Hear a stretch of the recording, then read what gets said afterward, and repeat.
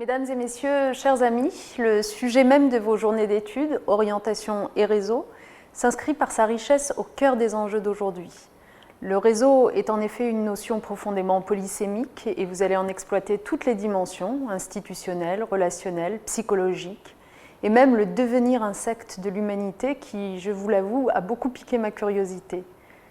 Le réseau que je veux évoquer, moi, aujourd'hui avec vous, c'est celui qui unit, qui relie, qui soutient, et non celui qui entrave. C'est un réseau précieux et bénéfique que vous formez au sein des établissements, des CIO, dans vos partenariats avec l'ensemble de la communauté éducative. Grâce à lui, l'élève ne reste pas prisonnier dans les mailles du déterminisme social, mais tisse au fil des années un parcours cohérent, en lien non seulement avec ce qu'il est, mais aussi avec ce qu'il sera, en articulant l'individuel et le collectif dans une dynamique constructive.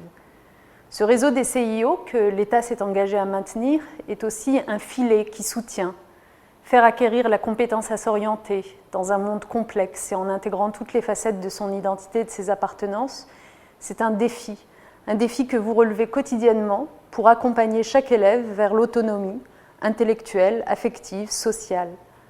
Pour accroître encore la solidité de ce réseau, la carte des CIO évolue pour établir un maillage territorial qui garantisse à la fois des modalités de fonctionnement vous permettant de remplir vos missions, mais aussi l'amélioration de l'accessibilité du service dans ses aspects géographiques.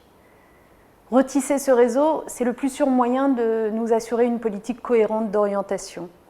Si j'ai créé un corps unique de psychologues de l'éducation nationale, c'est d'abord bien sûr pour la reconnaissance institutionnelle de l'importance de votre rôle, mais c'est aussi et surtout parce que je sais combien l'accompagnement à la scolarité est un facteur déterminant pour la réussite de chaque élève.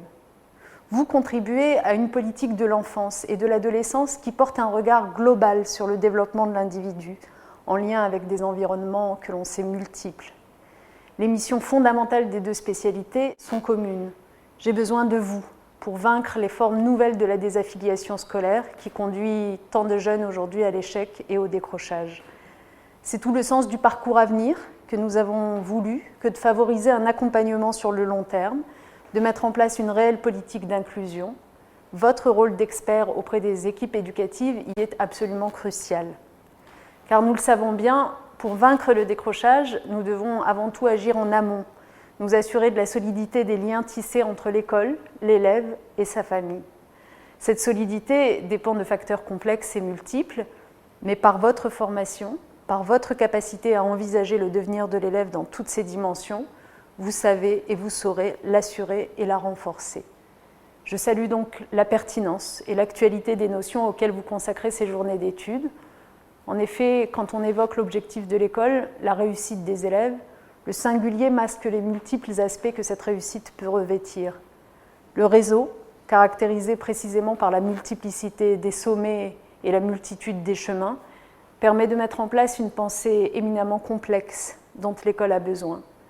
Si je ne peux être présente aujourd'hui parmi vous, soyez assurés donc que je le regrette. Je rencontrerai d'ailleurs une délégation de vos représentants samedi. En attendant, je vous souhaite à toutes et à tous d'excellentes journées d'études. Je vous remercie.